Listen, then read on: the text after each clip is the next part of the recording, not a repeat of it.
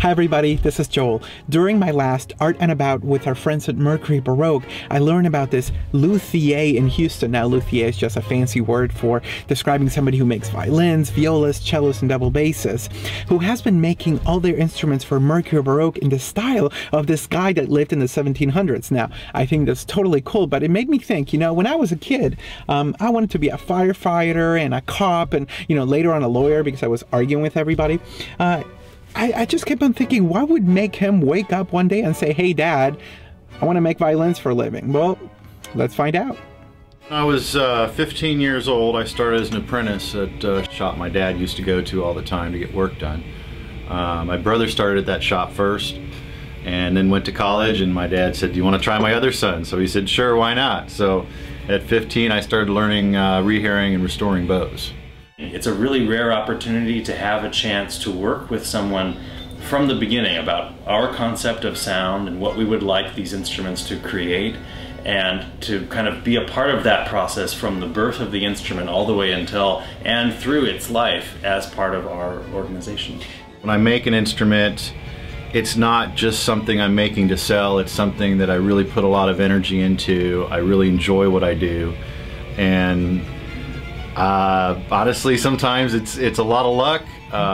It's intuitive. It's getting a feel for the material I'm working with and working it properly. When working with natural materials, there's always an unknown element, so we need a little bit of luck to get things working just right. But in the case of Dorian Barnes, with so many instruments commissioned, I bet the process can be very stressful. We're going to have a collection of 13, 14, however many instruments. So every one of these is going to be measured by the one before it. And I worry, I have nightmares and worry, what if something I make isn't as good as the one before? Or what if there's something really special about this one? And and I have to see these instruments, and it's going to haunt me. Every little mistake or whatever I'm going to know about on these instruments, and it's going to haunt me for my entire life. Dorian is copying the instruments of 18th century master luthier Carlo Antonio Testore, who also got into the business through his father, and actually his brother was also a luthier. His violins were known for being a little bit on the rough side, but having excellent tonal qualities. Let's find out more. I fondly refer to them as the drunken masters because the work was kind of rough and the materials weren't that great. I mean, I think they walked around and went to Strad's wood pile and pulled a piece of wood out that he was rejecting and decided to use that to make a violin out of. So one of the materials that was real common in their instruments is English sycamore.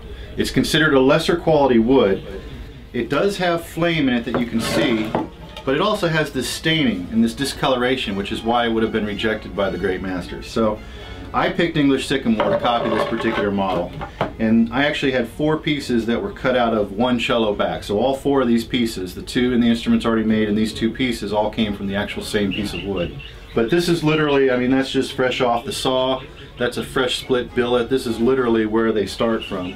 And of course the scroll just is a block of wood that's cut roughly to shape to get it started, and then as things get working, this is what we'll start turning it into. The rib cage is built from just very thin slices of 2mm wood, and they're bent around a form to get the outline and the shape. And once I get the outline, then I'm able to cut out the top and back to the pattern and start working the top and back plates.